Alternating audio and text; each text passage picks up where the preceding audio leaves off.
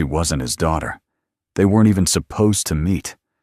But under the blistering sun beside a fading lemonade stand, a single dad heard two little girls whisper, "Don't cry. We'll make her proud." And what he discovered next would change everything about grief love and the quiet miracles born from kindness. If stories like this stir something in your heart, we invite you to subscribe and stay with us. There's a seat at this stand for you too. Now, let us take you to where it all began. The road shimmered under a blanket of heat, stretching into a horizon so bleached by the July sun, it looked like the end of the world. Jack Bennett squinted through the dust-smeared windshield of his old Ford pickup, the air conditioner wheezing out nothing but warm breath. The digital thermometer on the dash blinked 104 degrees. He hadn't planned to be here. Then again, he hadn't planned much of anything since the accident. The hum of tires on asphalt was the only consistent sound in Jack's life now. He'd been driving for 3 days with no real destination, just a need to keep moving. Some men ran to something. Jack was running from everything. From the town where everyone knew his name. From the bedroom where her scent still lingered in the sheets. From the tiny empty pair of shoes tucked away in the closet like a silent scream.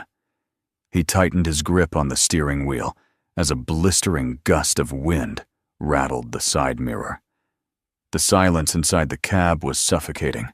His wedding ring, now on a chain around his neck, tapped softly against his chest, with each bump in the road, a dull metallic reminder of the life he used to have. He needed gas. And maybe, if he was honest, he needed a reason not to keep driving until the road simply ran out. Up ahead, like a mirage, a small roadside gas station appeared, the kind that hadn't seen a renovation since Reagan was in office. Jack pulled in, gravel crunching under the tires. The place was deserted. No attendant. No other cars.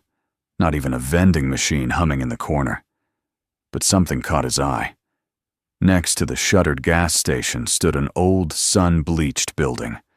It was small, square, with a sagging tin roof and a faded sign barely clinging to life. Sunny Days Ice Cream. The windows were dusty, the porch cracked, and the paint was peeling like old sunburn. There was a hand-painted cardboard sign propped against a broken chair just beneath the front awning. Lemonade and ice cream, 50 cents. Today. Only Jack raised an eyebrow. He almost smiled. Almost. Then he heard it, a whisper so soft, he thought maybe the wind had made it up. "Don't cry. We'll make her proud. We promised." He turned. Beneath the awning, hidden in the sliver of shade, sat two little girls no older than 6. They were seated cross-legged on the wooden porch, their heads bent close together, one gently rubbing the back of the other. They were almost identical, same sandy blonde hair in messy braids, same freckled cheeks, same oversized t-shirts soaked through with sweat. The smaller one's lips quivered as she fought back tears.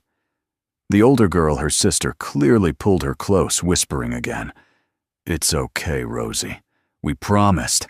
She's watching."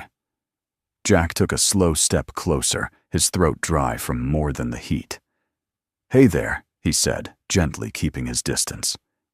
"You two okay?" The girls looked up, startled, but not afraid. The older one blinked and stood up with a quiet dignity that felt far too grown up for her size. "We're open," she said. "Do you want lemonade?" Jack hesitated. "Sure." "How much? 50 cents, she replied, holding out a small paper cup filled with lukewarm, slightly cloudy lemonade. Rosie sniffled beside her, wiping her face with her sleeve. Jack dug into his pocket, produced a crumpled dollar bill, and handed it over. "Keep the change." The girl nodded solemnly, accepting it like a business transaction rather than charity. Jack took the cup and sat down slowly on the bottom step of the porch. "What's your name?" he asked, taking a sip. It was mostly water and sugar, but it tasted like memory. "I'm Ellie. That's my sister Rosie. Nice to meet you both. I'm Jack." Rosie looked up at him, eyes wide and searching. You don't look like you're from here." Jack chuckled softly. "That obvious, huh?" The three of them sat in silence for a moment, the only sound the occasional buzz of a fly and the creak of the tin roof in the heat. Then Ellie said, "Today's the day our mom went to heaven." Jack blinked. "Oh, we come here every year." Now, she added her voice matter of fact. She used to run this ice cream stand. She said if we ever felt sad, we should make lemonade and give it away. That way, people will smile. And she said a smile could fix almost anything. Jack stared down at the cup in his hand. He suddenly remembered a time decades ago when he and his little sister had tried to do the same thing. Their mom had just left. He'd squeezed lemons with shaking hands and set up a plastic table out front, hoping she might come back if she saw it. She never did. "I think your mom was right," Jack said quietly. Rosie pulled something from a rusted tin lunchbox beside her and held it out to him. "This is the letter we wrote her, but we never got to send it." Jack took it gently. The paper was wrinkled, the handwriting crooked and uncertain. It read, "Dear Mommy, we miss you. We kept your stand open. We made people smile. We hope you're watching. We hope we made you proud. Love, Ellie and Rosie." Jack swallowed hard. The world around him shimmered again, but this time it wasn't the heat. It was grief. And something else. A flicker. Something small. Something tender. Something like hope. The lemonade in Jack's hand had grown warm, but he hadn't moved. Not a muscle. He stared down at the wrinkled letter as if it were a relic, something unearthed from a forgotten world. The words were simple, almost childlike, but their weight settled heavily on his chest. The loops and smudges of each line held more heart than most adults he'd met in years. "We hope we made you proud." It was the kind of message a child sends out into the sky, hoping it might somehow reach heaven. Did she ever read? "This," Jack asked quietly, his voice nearly breaking under the desert heat. Ellie shook her head. "We wrote it the day she left. I mean the day she went to heaven. We were going to bury it, but then Rosie said, maybe if we kept it near the ice cream stand, she could read it when she came back to visit." Jack looked at Rosie. She nodded solemnly, wiping her nose with the back of her hand. Something ached deep in Jack's ribcage. He'd driven hundreds of miles trying to escape ghosts, and somehow he'd pulled into a gas station and met two little girls who'd been waiting for one. He folded the letter carefully, handing it back to Ellie. "She would have been proud, you know. You're doing something really special." Ellie's lips twitched into the faintest smile. She used to say the stand was magical, that every cone or cup of lemonade had the power to change someone's day. Jack nodded slowly. He didn't believe in magic. He believed in concrete, in gravity, in tire pressure, and payroll numbers, and tax deadlines. But there was something undeniable about the air around this broken-down lemonade stand. Like the sun didn't burn as harshly here. Like the world held its breath just for a moment longer. "Is there anyone else here?" he asked. An adult, Ellie, hesitated, then pointed toward the main road. "Our grandma's at the hospital in town. She had a stroke last week. We're not supposed to be here alone, but—" "We had to," Rosie interrupted. "We promised. Does she know you're here?" "We left a note," Ellie said. Jack pinched the bridge of his nose. Of course they did. The kind of note a 6-year-old writes with crayon and heart and zero understanding of grown-up danger. "How did you even get here?" "There's a school bus that goes to the church camp near the highway. We snuck off at the gas station and walked to the rest." Jack blinked. These two had risked more than some adults did for a job interview. All this, just to keep the promise he asked. Ellie looked him straight in the eye. "You don't break promises to people you love." Jack felt the words like a punch. He remembered his wife's face the morning of the accident, How she'd said, "I'll see you tonight," and how he had nodded, but didn't say it back. He hadn't said it back. He stood suddenly, taking a step toward the old building. The tin roof let out a loud groan in the heat. The paint was peeling in long curls, and weeds pushed through the cracks in the porch. The screen door hung on a single hinge. "Has anyone been taking care of the place? We try," Ellie said. "But we don't know how to fix stuff." Jack studied the frame. With the right tools and a little time, it wouldn't be hard. Just like fixing a deck. Just like rebuilding his old life if he'd ever tried. He turned back to them. "You still got lemonade?" Rosie's face lit up. "We've got 1 cup left." Jack crouched down beside the cooler, which was half filled with melting ice and floating lemon seeds. "Okay, you've got 1 customer left for the day. But I think tomorrow you might have some help." Ellie narrowed her eyes. "Help, yeah," Jack said, standing.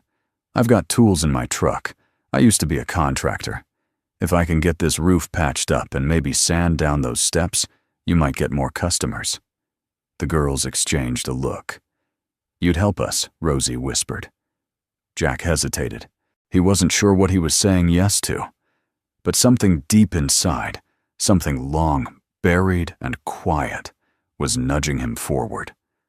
"I think I would," he said. "If that's okay with you." Ellie considered for a moment, her expression suspiciously like that of an old soul in a child's body. "Okay. But you can't change the sign. Mommy painted it." Jack nodded. "Deal."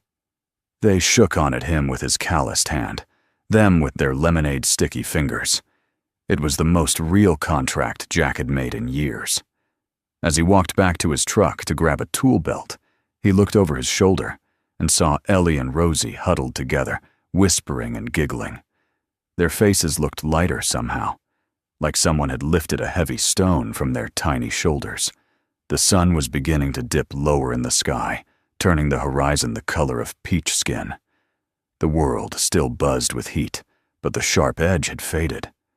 Jack placed his hand on the back of the truck and took a deep breath. He hadn't planned to stop here. But maybe, just maybe, the road had planned it for him. By the time the last sliver of sun sank beneath the Colorado hills, the heat finally began to break. A warm breeze stirred the dust on the side of the road, carrying with it the faint scent of lemon and childhood. Jack sat on the tailgate of his truck, a rusty red cooler by his side, 2 small paper cups of fresh lemonade in hand. The girls had gone quiet after he started hammering new nails into the rickety porch. Now they watched him from a few feet away, barefoot dirt on their knees, and eyes full of something Jack couldn't quite name. Hope, maybe? Or was it trust? "Okay," Jack said, setting down the hammer. "Step 1, the porch won't collapse under your next customer. I'd call that progress." Ellie gave him a small smile, the kind a child only gives when she's not sure if it's okay to be happy just yet. Rosie clapped softly. He handed each of them a lemonade cup, then lifted his own. "To promises," he said. "The kind worth keeping." Ellie hesitated, then tapped her cup against his. "And to people who keep them." Jack looked away, suddenly finding the sunset a little too bright. He didn't drive away that night. Instead, he followed the girls' directions to a cheap motel 3 miles down the highway. The air conditioner rattled like it was losing a fight with the desert heat, and the bed creaked every time he shifted. But Jack lay there long into the night, staring at the ceiling fan turning slow, lazy circles. He hadn't meant to stay. He told himself it was just to make sure the girls didn't get into trouble, that maybe he'd patch up a few things on the old stand and leave by the weekend. It wasn't about sentiment, it was responsibility. That's what he told himself. But sometime after midnight, when he closed his eyes, he dreamed of a little girl with golden hair selling popsicles beside a woman who looked suspiciously like his late wife. They waved to him. They didn't speak, but somehow he knew what they were saying. Stay. The next morning, Jack showed up with a new cooler, a toolkit, and a bag of fresh lemons. The girls squealed when they saw the ice machine behind the gas station. "It works," Rosie gasped. "Just needed a little coaxing," Jack said with a grin. Like most things that have been neglected too long. They spent the morning cleaning. Ellie found an old broom behind the counter and swept until her arms ached. Rosie wiped down the old cash drawer with a rag soaked in lemon water.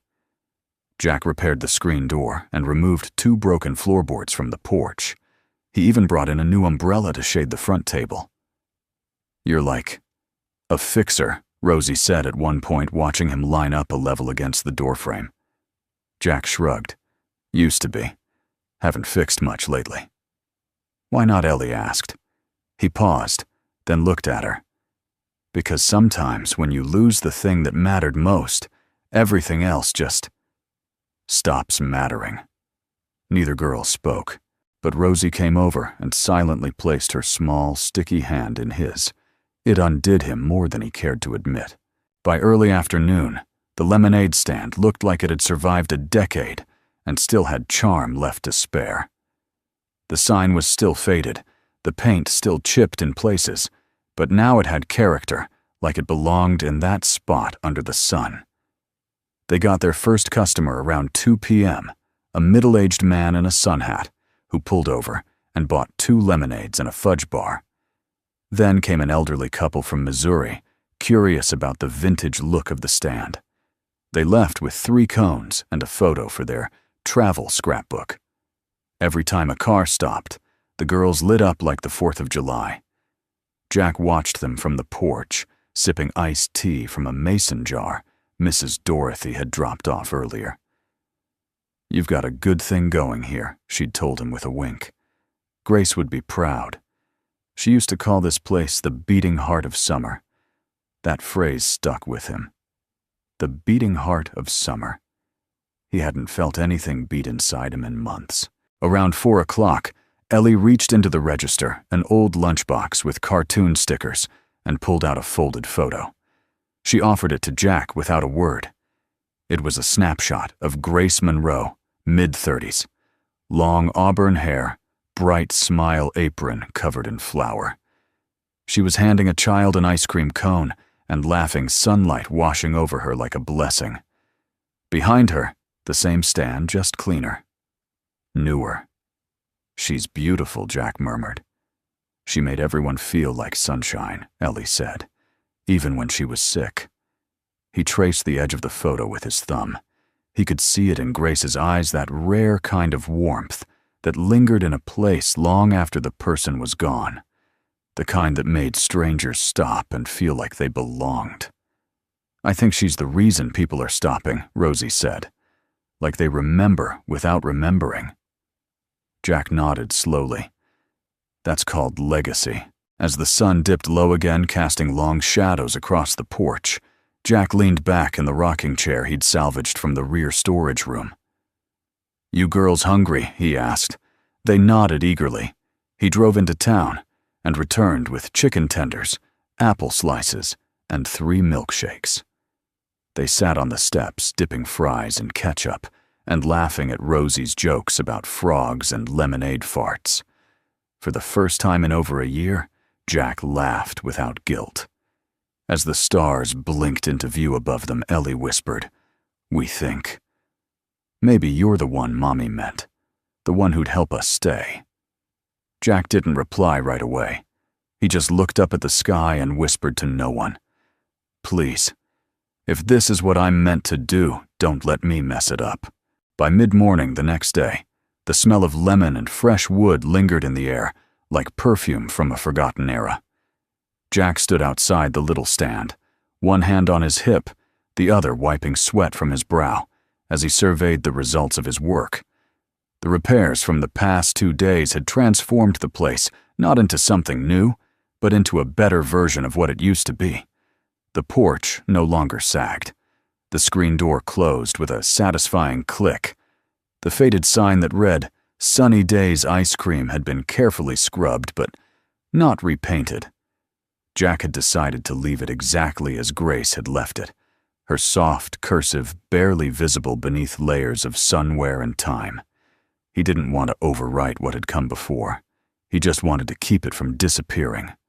Inside the stand, Ellie and Rosie were busy filling cups with lemonade from a large glass jar Jack had found at the hardware store. They'd been up early folding napkins and slicing lemons under the light of a dusty ceiling fan that barely moved the air, but made them feel like they were running something official. Something important. "You girls open for business?" Jack asked, tapping the doorframe. Officially, Rosie chirped. "We even made menus." She handed him a page of paper folded like a takeout menu, crayon-colored with options that included lemonade, extra, lemony, lemonade, grape popsicles, lemon gummy surprise. Warning, not actually lemonade. Jack chuckled. "Looks like I'm gonna need to update the register." Ellie pointed to the tin lunchbox. "We counted our money. We made $12 yesterday. That's more than most startups earn in a week," Jack said. "And we gave a man a free popsicle because he looked sad," Rosie added. Jack raised an eyebrow. "Did he cheer up?" She shrugged. He smiled. "A little." "Then that counts." Around noon, a dusty sedan pulled off the highway and parked near the pumps. A woman stepped out, early 60s, wide-brimmed straw hat, cat-eye sunglasses, floral blouse that danced in the breeze. She moved slowly, but with purpose, as if every step was a memory revisited. Jack watched her from the porch. She approached the stand, removed her sunglasses, and peered through the screen door. "I'll be," she said softly. "Is this Grace Monroe's old place?" Jack stepped forward. "It is. Did you know her?"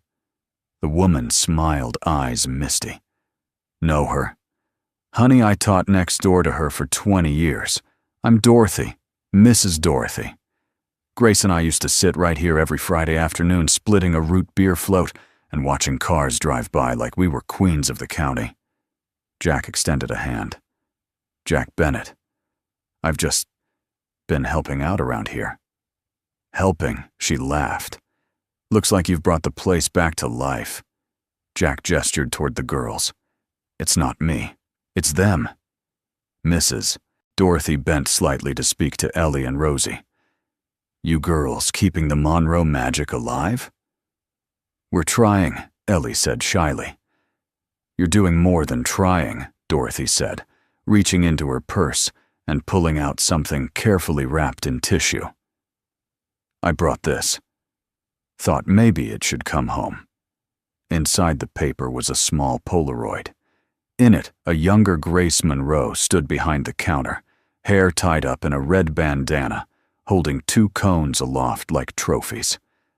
Her laughter had somehow been captured in still frame, bright as sunshine. Jack swallowed hard. "She gave me that photo the day she found out she was sick," Dorothy said. "Said if anything ever happened to bring it back when it felt right. Today felt right." Ellie took the photo like it was treasure, and Rosie whispered, "She looks like a superhero." Jack didn't say anything, but in that moment he agreed with Rosie completely. Business picked up after that. Dorothy told 2 women from her knitting group, who told their Sunday choir, who texted their grandkids. By 3 p.m., Jack had to rig a second cooler for extra ice, and Ellie ran out of napkins twice.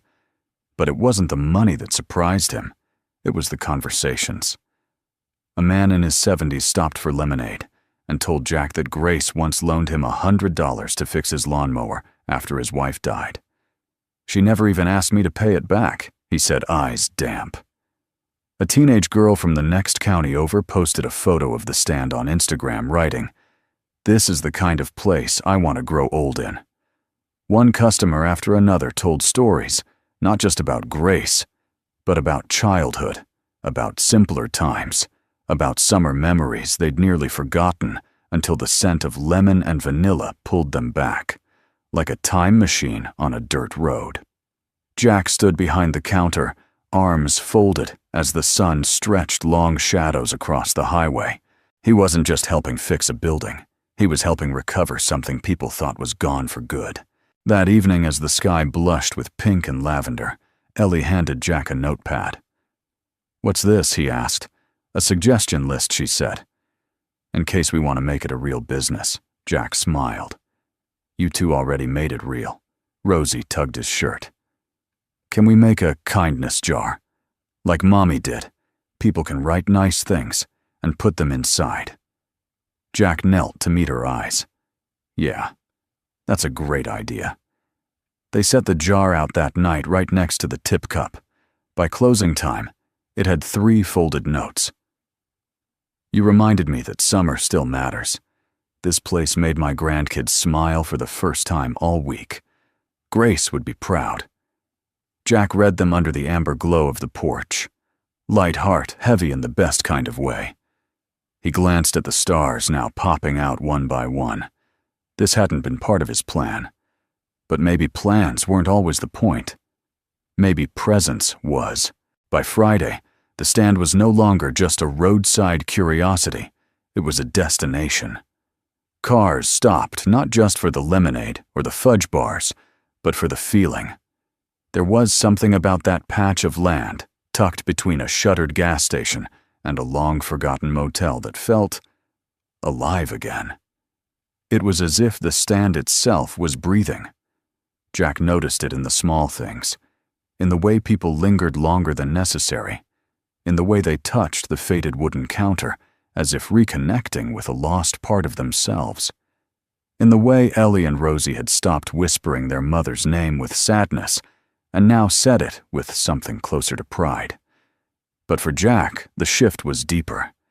He'd come to fix a roof and ended up staying for something he couldn't name. The emptiness he'd carried like a second shadow since the accident hadn't disappeared, but something had changed. It was no longer consuming him. It sat beside him now, quietly, like a passenger who knew their time was almost up. That morning, Ellie had asked him to fix the latch on the back door of the stand. She wanted to store something important inside. Jack, curious, followed her in and watched as she knelt beside a plastic storage bin tucked beneath the counter. She opened the lid with the kind of reverence usually reserved for churches or graveyards. Inside were dozens of Grace's belongings, paintbrushes, tied together with a ribbon, laminated recipe cards for super vanilla swirl and lemon zing bars, a collection of old-school ID badges, and a small, spiral-bound notebook. Ellie lifted it gently and handed it to Jack. She used to write in it every night, she said. We weren't supposed to read it, but maybe you should. Jack hesitated. Are you sure she'd want you? To, Rosie said from the doorway. We think she's the one who sent you. Jack swallowed hard, then sat down on an overturned milk crate and opened the notebook. The handwriting was unmistakably Grace's curvy, confident, full of loops that felt like smiles. The first page was dated 3 years earlier. Rosie dropped her ice cream today. She cried until I made her a new one and added an extra cherry. I told her mistakes happen, but love is what we scoop on top to make them sweeter. He turned another page. Ellie asked me what happens when we die. I told her we leave behind all the love we gave, and that's what keeps us alive in people's hearts. She nodded like she understood. Maybe she does. Page after page it continued, small moments, little heartbreaks, quiet victories. Grace had written not for herself, but for her daughters, for the memory of their childhood, for the legacy she hoped would remain when her body could no longer carry her forward. Then came the final entry, dated just 2 days before she passed. They think I don't see how scared they are, but I do. Ellie tries to be brave. Rosie still cries in her sleep. I don't know if they'll remember me fully, but I hope they'll remember how I made them feel. I told them to keep the stand open each summer, not for the money, for the joy, for the magic in handing someone a popsicle and seeing their shoulders relax. And maybe someone will come along to help them. Someone with scars like mine, who understands that you don't heal by forgetting, You heal by building again. If you're reading this, whoever you are, thank you. Please, stay. They need someone who believes in small things." Jack set the notebook down, his hands trembling. For a long time, no one spoke. Then he stood, walked to the porch, and sat in the rocking chair where Grace used to read to her girls. The midday sun poured across the ground in thick, golden sheets. And in it, Jack saw her not in flesh, but in echoes, in colors, in scent, in the giggle of her children and the warmth of the wood beneath his palms. "Grace," he whispered, as if speaking her name might somehow bridge the gap between heaven and earth. "I'm trying." That afternoon, Jack drove into town with the girls to buy more supplies. While they picked out colorful napkins and a bag of rainbow sprinkles, Jack wandered into the bookstore next door, a small, dusty place filled with more stories than shelves.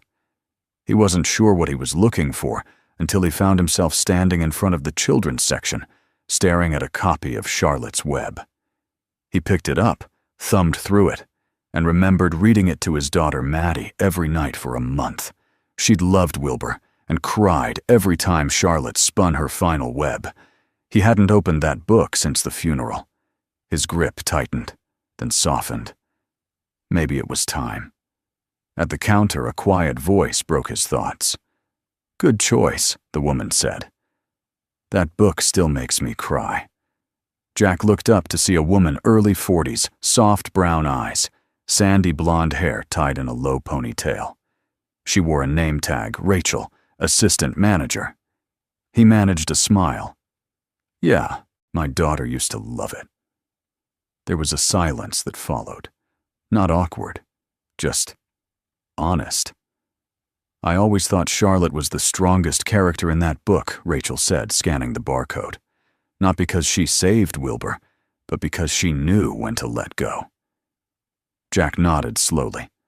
"Letting go's the hard part." Rachel looked up. "Isn't it?"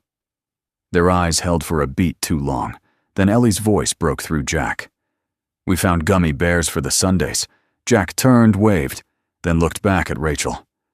"Thanks for the book," she nodded. "Come back anytime. The bookstore's quiet, but it's good company." That evening, back at the stand, the girls helped Jack install a small shelf beside the service window. They placed Grace's notebook on it, open to a blank page with a pen beside it, and a sign, "Take what you need. Leave what you love." By closing time, 4 strangers had written in it. Jack didn't read the notes right away. He just stood in the doorway watching the girls chase fireflies under the porch light, and felt for the first time in a long time, not like a man avoiding his past, but like one becoming part of something new. The following week brought relentless heat. Each afternoon, the Colorado sun painted the highway in waves of rising mirage. The breeze came only in short, teasing bursts, hotter than a breath dry as chalk. The lemonade stand, despite the scorching weather, drew more visitors than ever. People came with wide-brimmed hats and sweat-soaked shirts. Some stayed for a drink, others for a story, and a few just stood silently under the umbrella eyes, distant, as if the stand gave them permission to pause. Jack had never seen anything like it. He watched it all from behind the counter cooler-stocked tools, packed neatly towel slung over one shoulder, like a badge of quiet duty. He wasn't just fixing the stand anymore. He was tending to it like a gardener rediscovering what it meant to care for something fragile and alive. That Tuesday, Ellie brought him a shoebox. "We found this under Mommy's bed a while ago," she said, pushing it toward him on the porch table. "Grandma said it was special." Inside were photographs, old Polaroids with yellowed edges, glossy 4x from the early 2000s, a few birthday cards, and one pressed daisy tucked inside a folded church bulletin. Jack took his time. Each image told a story. Grace Monroe, as a teenager, smiling with arms wrapped around friends. Grace in a cap and gown, her eyes clear with dreams. Grace holding a newborn Rosie with Ellie's tiny hand, gripping her shoulder from behind. Jack exhaled slowly, reverently, as though the box itself breathed memories.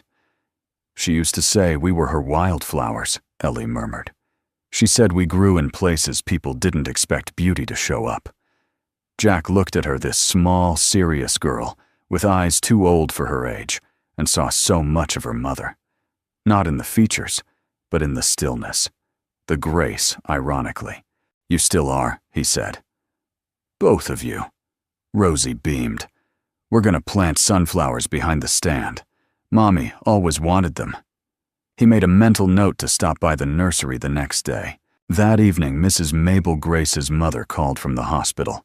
Her voice was thin but steady. "You're the man helping with the stand?" she asked without introduction. "Yes, ma'am," Jack said, standing on the porch as Ellie and Rosie played hopscotch nearby. "You're not from around here?"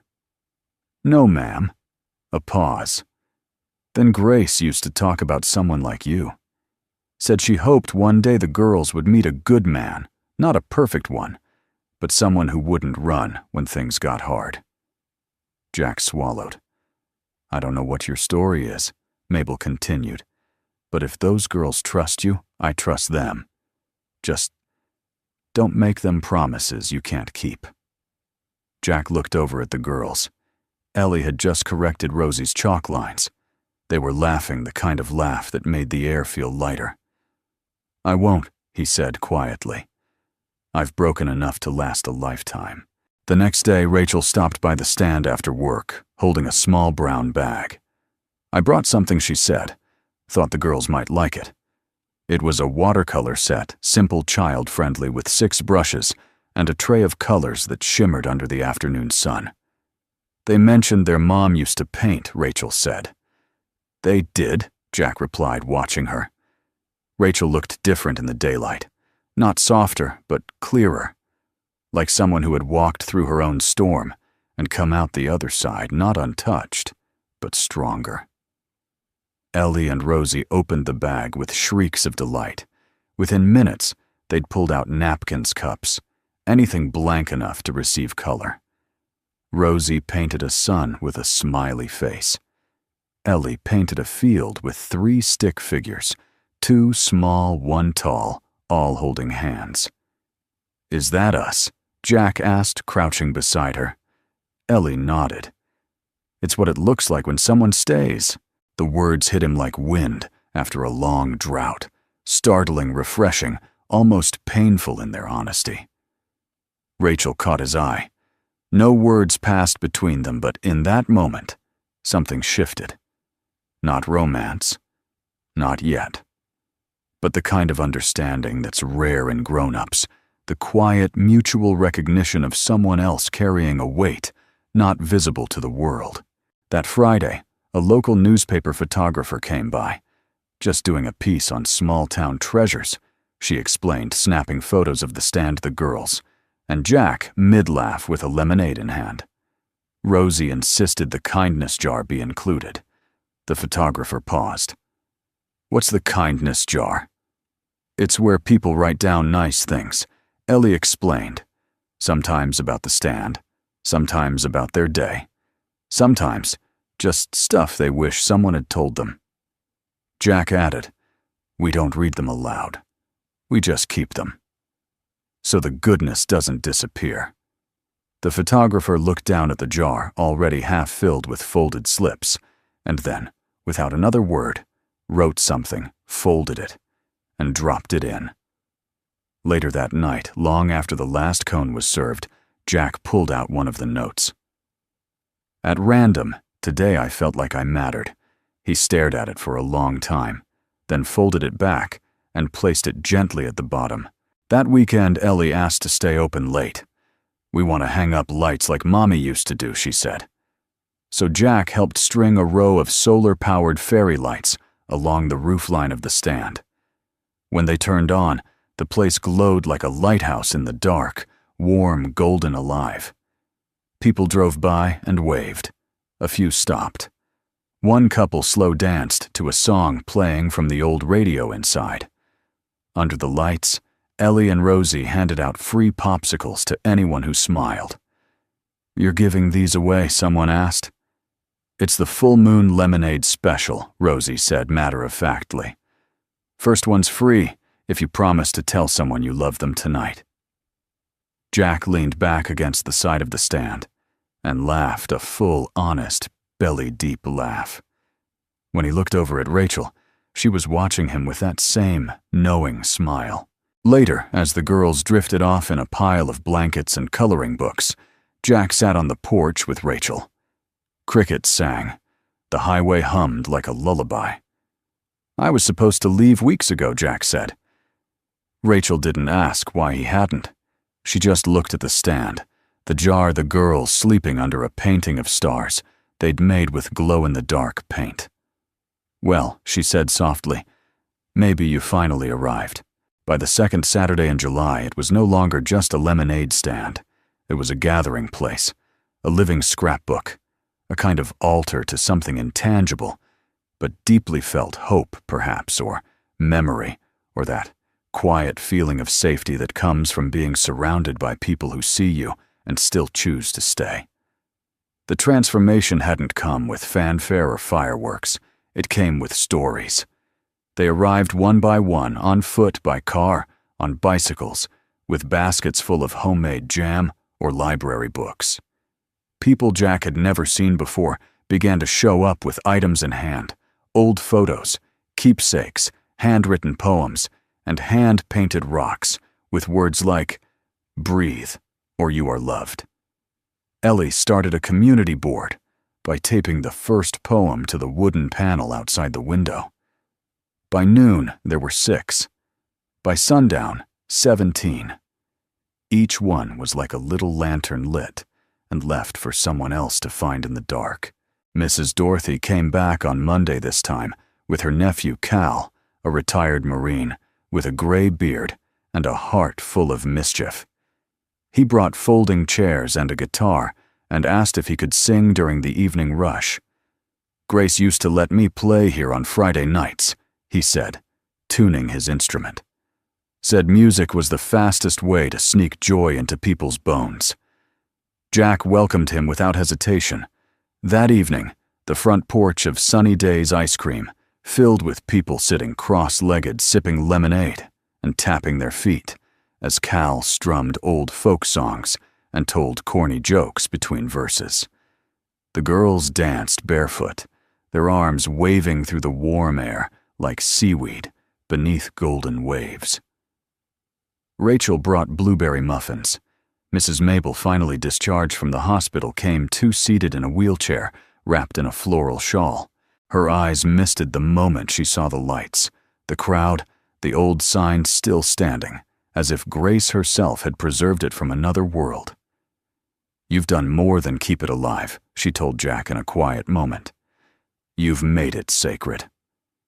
Jack didn't know how to respond, so he simply squeezed her shoulder and nodded.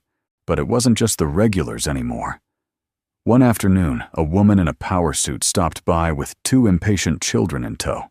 She looked exhausted, hair pulled tight, voice sharp from days of conference calls and delayed flights. She ordered a lemonade, took a sip, and sat down. And then something shifted. Her phone rang, but she didn't answer.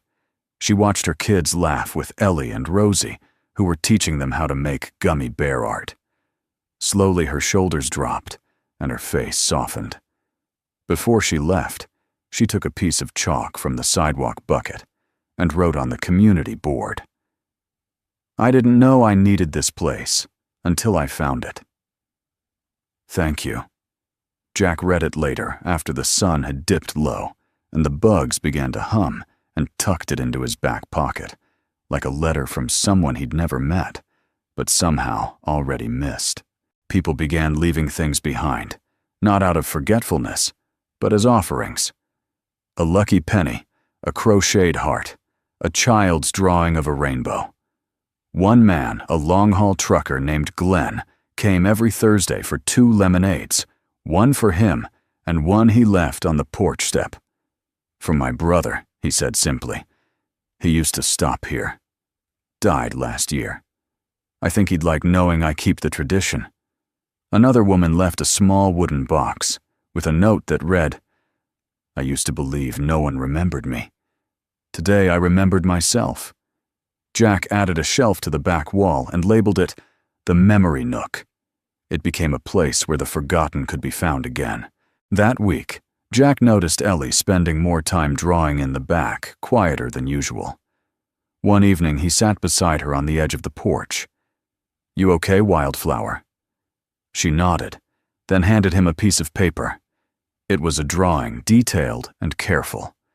3 stick figures again, Ellie, Rosie, and Jack. But this time, Rachel stood beside them holding a bouquet. Above them, a string of stars. Behind them, the stand. In the sky, a woman with angel wings smiling. "Is that?" he asked. Ellie nodded. "That's Mommy. I think she sees us." Jack swallowed hard. He stared at the picture like it was a mirror and realized he wasn't running anymore. He was rooting, growing, becoming. "I miss her every day," Ellie whispered. "I know," Jack said. "And every day you're making her proud." She leaned against him, small and warm, and for the first time since Maddie's funeral, Jack didn't flinch when a child touched him. Later that night, after the girls had gone to bed, and the last customer had drifted away into the soft hum of summer night, Rachel stayed behind to help Jack close up. They worked in silence, wiping counters, stacking cups, folding chairs. Then Rachel said, without looking up, "You know, my husband was in the Army. I lost him in a training accident 7 years ago." Jack froze mid-stack. He was good at everything. She continued. Strong, steady. "I thought I'd die after the funeral, but I didn't. I kept going, but it never felt like living again." Jack waited. He knew better than to interrupt. "But then I came here last week, and Ellie handed me a cup of lemonade and said, 'I hope this makes your heart less tired.' And for some reason, it did." Jack looked at her, then really looked, and what he saw wasn't a woman haunted by grief, but one who had learned to carry it gracefully. "Some days," he said softly, "I think your husband and my daughter might be watching this together." Rachel smiled, her eyes glistening. "Maybe they are." The porch light buzzed overhead. The night was thick with the scent of lemon paint and freshly watered soil. And in that small, golden-lit moment, Jack reached across the silence and took her hand. She didn't pull away.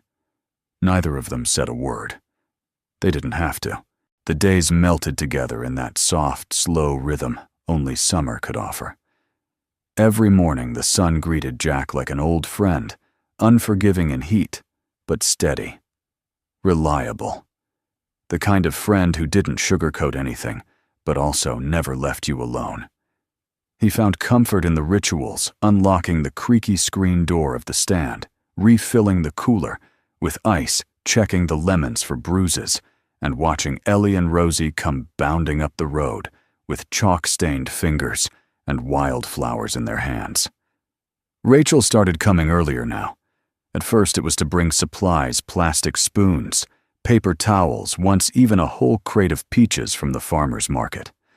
But she stayed longer each time. She brought calm with her, like the quiet of a library or a soft breeze in a still room. She didn't speak loudly. She didn't rush.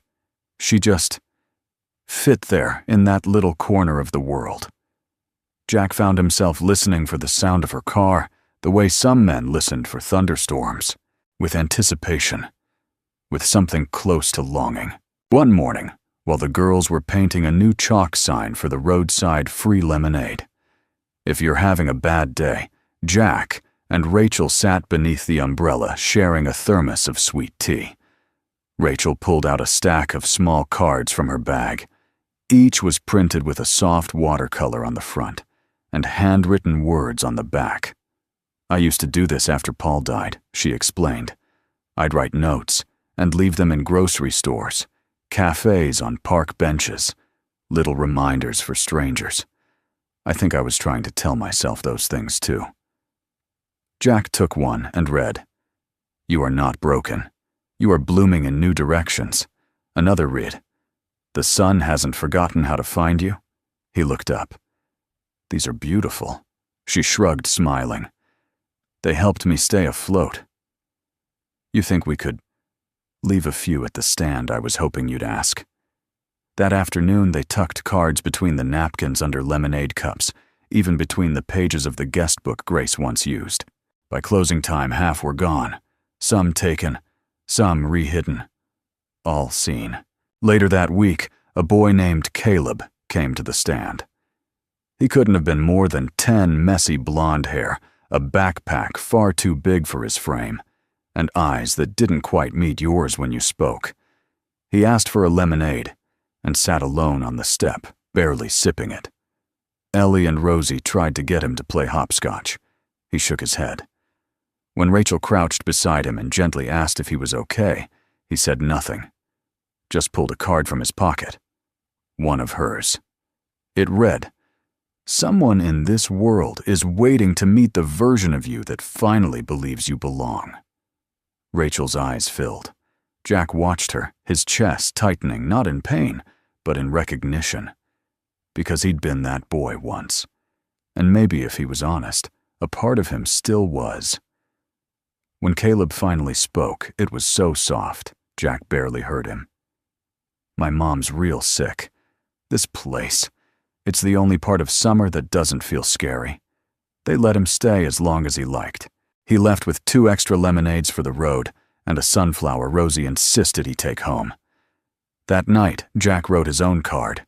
It said, "You may have lost the map, but not the way." He tucked it into the kindness jar. As July drifted toward August, the heat grew heavier. The stand opened earlier, closed later. The girls had turned the back wall into an art gallery. Grace's old sketches mingled with Rosie's stick figures and Ellie's surprisingly good portraits of dogs and lemonade cups. One corner was reserved for people who helped. Jack's name was there written in yellow crayon. So was Rachel's. So was Cal, the singing Marine Miss Dorothy, and truck driver Glenn. One night long after the last customer had left, Jack found Rachel sitting alone on the porch step. The girls were asleep in a blanket fort they'd built inside, surrounded by paper lanterns and the scent of melted fudge bars. "Penny for your thoughts?" he asked, sitting beside her. She didn't answer at first. Then quietly, "I think I stopped believing in new beginnings after Paul." Jack waited. "I rebuilt, yes. I survived. But it was like patching a house you no longer want to live in. Functional but hollow." She turned to face him. "But lately, being here, watching those girls watching you, I've started to wonder if there's more to life than just surviving the fire." Jack looked at her, his voice low. "Sometimes the fire makes room for things that couldn't grow before." A pause. "I'm scared," she admitted. "Not of falling, but of letting myself hope." Jack nodded. "I know the feeling." She took a deep breath. "But this place, this little miracle of wood and lemon and memory, it's showing me that hope doesn't have to be loud. It can whisper and still be heard." Jack reached for her hand. This time, it wasn't just about comfort. It was a promise, not of certainty, but of presence. Before she left, Rachel walked to the chalkboard beside the counter, the one the girls let people write on freely, and added her message. "Hope doesn't shout. It stays, even when we think it's gone." Jack watched the letters curve gently under her hand. Then he looked at the stars, then back at her. And he smiled. It came without warning. One moment, the late August sky was heavy with that soft, peach-tinted haze that always lingered before sunset. The next, the wind shifted sharp and restless, and the first low rumble of thunder rolled across the dry Colorado plain like a distant drumbeat. Jack was at the back of the stand, fixing a loose hinge on the supply cabinet, when the breeze turned violent. Dust kicked up from the roadside. Umbrellas toppled. The kindness jar wobbled precariously on its ledge before Jack lunged forward and caught it just in time. Inside the stand, Rosie squealed and dove under the service counter. Ellie, ever the protector, pulled her sister close and held her like she'd done a dozen times before, with quiet strength and the kind of steadiness that made her seem older than her years. Jack scanned the horizon. The clouds weren't just thick, they were wrong. A strange, bruised purple crept along the sky's edge, pulsing as if alive. He could smell rain before it fell like hot metal and electric wires. "Girls," he called. "We've got to close up." Now. They moved fast, their rehearsed end-of-day rhythm now accelerated by instinct and adrenaline. Jack flipped the coolers shut. Rachel stacked the folding chairs and hustled them into the storage closet, while the girls dashed between the porch and the counter with bundles of napkins, half-used crayon buckets, and the memory book Grace had once kept. As Jack reached for the string of fairy lights above the porch, the first crack of lightning split the sky, followed by a wind so fierce it lifted the wooden chalkboard clean off its stand and slammed it into the dirt. The words, "Free lemonade for sad days," vanished beneath a cloud of debris. Inside, he yelled, grabbing Rosie under one arm and pulling Ellie with the other. Rachel followed last, closing the door behind them, as the rain finally came, not in drops, but in sheets. The storm collapsed on them like a weight. Inside, the world shrank. The wind howled. Thunder cracked. Rain lashed against the window so hard it sounded like gravel. The roof groaned. Water began to seep in beneath the floorboards, and the old ceiling tiles trembled overhead. Rosie clung to Jack's chest, sobbing. "It's gonna fall. It's gonna fall." Jack held her tighter. "Not tonight," he said. "I'm here." Rachel wrapped her arms around Ellie, who trembled but didn't cry. For 20 long minutes they waited. No one spoke, just the storm outside and the soft heartbeat of people who had learned how to survive things they never wanted to face. When the wind finally eased and the rain softened into something gentler, they opened the door and stepped out into silence. The world was soaked. The road ran with shallow rivers. The porch was in shambles, 2 steps broken. Flower pots shattered. The sign that had stood proudly above the stand for nearly 2 decades was now face down in the mud split at the corner. The painted letters, "Sunny Days," "Ice Cream," blurred by rain. Rosie gasped. "We didn't keep it safe." Ellie bent to pick up a cracked piece of the sign, her lower lip trembling. "Mom's going to be so sad." Jack crouched beside them. "Hey, listen to me." They looked up. "She's not sad. She's proud. You didn't run. You kept each other safe. That's what matters." "But the stand," Rosie whispered. "Can be fixed," Jack said, just like it was the first time. Rachel joined them, placing a hand on Ellie's shoulder. "Do you know what Grace would have said?" she asked. "She'd have said storms don't ruin things, they remind us what's worth rebuilding." That was when Rosie pulled something from her pocket, a folded, soggy piece of paper. One of the kindness notes. "You are stronger than the storm." She handed it to Jack with both hands. And Jack broke. Not all at once, not like glass, but like earth does after drought when rain finally returns, and the ground can't help but crack open to receive it. He knelt in the mud and wept. For Maddie. For Grace. For all the things he hadn't let himself feel in months. The girls didn't look away. Neither did Rachel. They just sat with him as the storm passed, and the sun began to peek through the broken clouds. By morning, the community had already heard. And they came. One by one, neighbor by neighbor, person by person they came. With hammers, nails, paintbrushes, lumber. With cookies, lemonade hugs. Someone brought a guitar. Another brought a banner that said, "Together, we rebuild." Mrs. Dorothy arrived first, handing Jack a cup of coffee and a fresh pair of work gloves.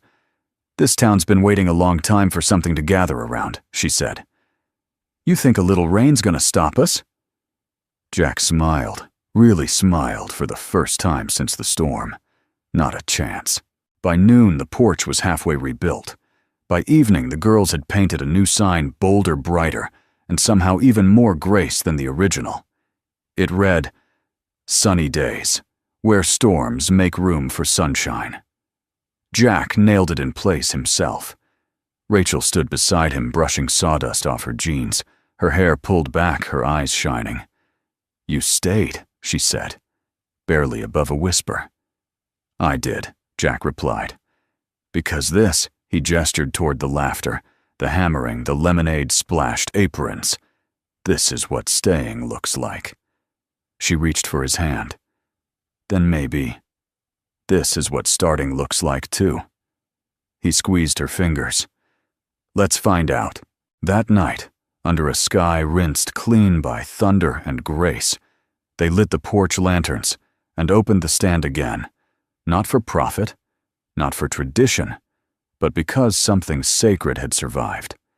And everyone needed to see that. The sun returned on the first Saturday of August, not shy or tentative, but bold, radiant, as if it had waited patiently behind the clouds, watching the people below repair what mattered most before shining its full light again. Jack stood in front of the stand, wiping sweat from his brow with the edge of his shirt. His forearms were streaked with sawdust and sunblock, his hands nicked with tiny cuts from rebuilding the porch steps and sanding the new front counter. But there was a look in his eyes that hadn't been there before, not weariness, purpose. He stepped back and took it all in. The stand looked better than it ever had. Not because it was new, but because it had earned every inch of its renewal.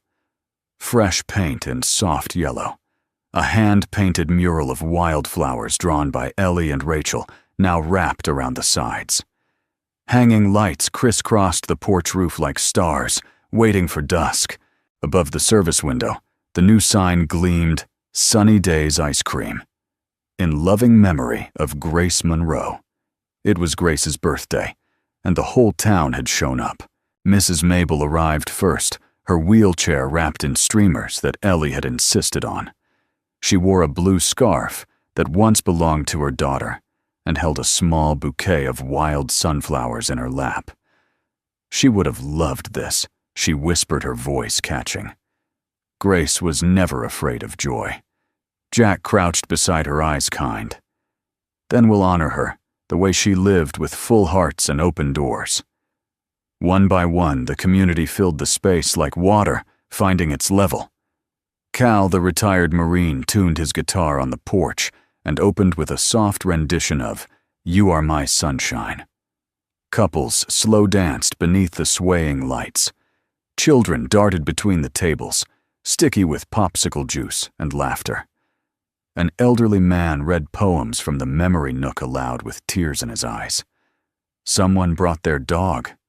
Someone else brought extra napkins just in case this much happiness made a mess. Ellie and Rosie manned the counter in aprons too big for them, serving lemonade with extra lemon slices and birthday sprinkles for every cone. Rachel wore a soft blue dress that fluttered around her knees, her hair pulled back, her hands full of fresh-cut daffodils. She walked with the ease of someone no longer looking over her shoulder. She stopped beside Jack. "This is her miracle, isn't it?" Jack looked out across the crowd, neighbors talking like old friends, strangers leaving notes in the kindness jar, little kids drawing stars on the sidewalk. "No," he said. "This is theirs, hers, the girls, yours, everyone who showed up and didn't give up." Rachel turned toward him. "You included." He didn't answer, not right away. He just looked at her, really looked, and saw not a chapter in recovery, but the beginning of something else entirely. Not a replacement for what was lost, but the birth of what could be. Near sunset, the music paused, and Ellie stepped onto the porch with a paper in her hand. Jack stood at her side, his heart thudding. They hadn't rehearsed this. She'd told no one. "I want to say something," she said, her small voice stretching across the hush. About Mommy. A breeze lifted her hair as she began to read. This was Mommy's favorite place, not because it made money or because the lemonade was perfect, but because it made people feel better. She told us once that kindness is the only kind of magic that doesn't disappear when you stop believing in it. We thought we lost her, but now we know every time someone smiles or stays a little longer or writes something nice in the jar, she's here. And we just want to say thank you for helping us keep her magic alive. Rosie joined her, and without warning held up a photograph. It was a picture of Grace, sunlight on her shoulders apron, dusted with flower hands raised in a mid-laugh wave. Jack had seen it before in the old shoebox, but tonight it felt new again. Ellie placed it in a wooden frame on the front counter beside the tip jar and a tiny vase of fresh daisies. The crowd clapped not loudly, but warmly, gently, like applause meant to honor something fragile and sacred. Later, as the party thinned and the lanterns began to flicker in the twilight, Jack stood on the porch with Rachel watching the girls chase fireflies across the parking lot. "They're going to be okay," Rachel said softly. Jack nodded. "Better than okay. They're going to change the world. You too." He turned to her, heart wide open. "I never thought I'd love again," he admitted. "Not after Maddie. Not after." "I know," she whispered. "Me neither." He took her hand this time without hesitation. She didn't flinch. She didn't need to. Because what they were building wasn't born of filling an absence. It was born of choosing to add to something already beautiful. As the final guests left, Ellie and Rosie came to say goodnight. "Thank you for today," Ellie said. "For staying." Jack crouched down. "Thank you for making me want to." Rosie leaned forward and whispered, "I think Mommy is proud of you too." Jack smiled, blinking fast. "I hope so." They hugged him tight and sticky and entirely whole, then ran off toward the car where Mrs. Mabel waited with a knowing smile. Before locking up, Jack turned off the porch light, letting the moon take its place. He walked back behind the counter and opened Grace's old notebook, now thick with notes from strangers, friends, dreamers. He added a final line at the bottom of the page. Kindness didn't just make a miracle here. It made a home. Then he closed the book and stood beneath the stars, hand in Rachel's, the scent of lemon and laughter still lingering in the air. Tomorrow would come. But tonight was full of everything worth remembering. Autumn arrived quietly, as if it didn't want to interrupt the beauty of what summer had built. The leaves in the trees bordering the stand turned a slow, warm gold. The wind that once roared now whispered. Even the sun, still bright, seemed gentler, its angles softer, like it too had aged gracefully with the season. Business slowed as it always did when school returned and vacationers disappeared. But the lemonade stand didn't feel empty. It felt settled.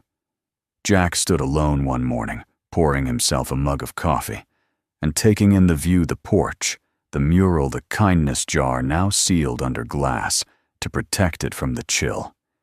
Each board, each screw, each brushstroke carried stories. The stand had outlived its original purpose, but in doing so it had become something more. Rachel arrived just after 8-hour scarf around her neck, her cheeks pink from the crisp air. She carried a small box wrapped in butcher paper and twine. "I have something for you," she said, eyes sparkling. Jack raised a brow. "Is it another pie? Because if so, you might be my favorite person on earth." She grinned. Close. But better. She placed the box on the counter and untied the string, revealing a hand-carved wooden plaque. At its center was a quote etched deep into the grain. "Some places are more than places. They're promises." Beneath it in smaller letters, Grace Monroe, Memorial Lemonade Stand. Jack swallowed. "You made this," she shrugged. with a little help from a retired woodworker named Glenn. Jack ran his fingers over the letters, blinking more than usual. It's perfect. They hung it together right next to the guest book just above the chalkboard, now permanently titled, Messages to Grace. Already the board was full. Over the next few weeks, the girls came by after school to help close up for the season. Rosie insisted the fairy lights stay up year-round, because maybe the squirrels want to celebrate too, and Jack didn't have the heart to disagree. Ellie asked if they could paint a winter-themed mural come December. Snowmen drinking lemonade, she proposed. You know, hopeful stuff. Jack smiled. I think Grace would have liked that. The final Saturday of the season, they gathered one last time, not to sell lemonade, but to celebrate. Mrs. Mabel brought hot cocoa. Cal brought his guitar. Rachel baked cinnamon rolls, and Jack brewed apple cider from a recipe Grace had scribbled in the back of the old ledger. As the fire pit crackled and the stars crept out over the plains, Ellie stood and made an announcement. We've decided something, she said. Me and Rosie. The crowd quieted. We want to keep this going, not just in summer, but always. We want the stand to be a place where people come to remember good things and start new ones. She looked at Jack. We want to call it the Grace Project. Jack blinked. What would that mean? It means kindness, all year round, even when there's no lemonade. The applause was quiet, but heartfelt. Rachel leaned over and whispered, that girl might be mayor someday. Later that night, long after the guests had left and the girls were asleep in the car, Jack and Rachel stood together on the porch, sipping the last of the cider. The wind rustled the tall grass in the distance. An owl called somewhere beyond the trees. Jack reached for her hand. Before all this, I thought healing meant forgetting. Rachel nodded. I did too. But now I think healing is about building something new right beside the old pain. Not over it. Not instead of it. But with it. Rachel rested her head on his shoulder. That's exactly what this place is, isn't it? Jack looked around at the mural, the chalkboard, the flickering lights, the framed photo of Grace, and the girls' two legacies entwined. Yes, he said. It's everything that stayed. And everything that's still growing. They stood in silence, letting that truth settle around them. Before locking up, Jack walked inside one last time. He placed a new card in the kindness jar, one he'd written himself that morning. It said, "This stand began with a mother's love. It grew with a stranger's kindness, and it lives because people stayed, even when it was hard." If you're reading this, maybe you're part of its story too. He sealed the lid and turned off the lights. But something in him stayed lit. The next day, a little girl in a red coat walked up to the stand and left a note in the jar. I came here when I was sad. I left feeling strong. Thank you, lemonade people. And so the story continued. Not with a grand finale, but with a gentle beginning that never ends. If this story touched you in some quiet way, we'd love to know where you're watching from. Drop your city or country in the comments. Let's see just how far kindness can travel. And if you'd like to hear more stories like this, about quiet courage, second chances, and the kind of love that heals, feel free to subscribe. No pressure, just a gentle invitation to stay a little longer with us. Thank you truly for spending your time here. It means more than you know. Until next time, stay kind, stay hopeful, and never underestimate what one small act of love can do.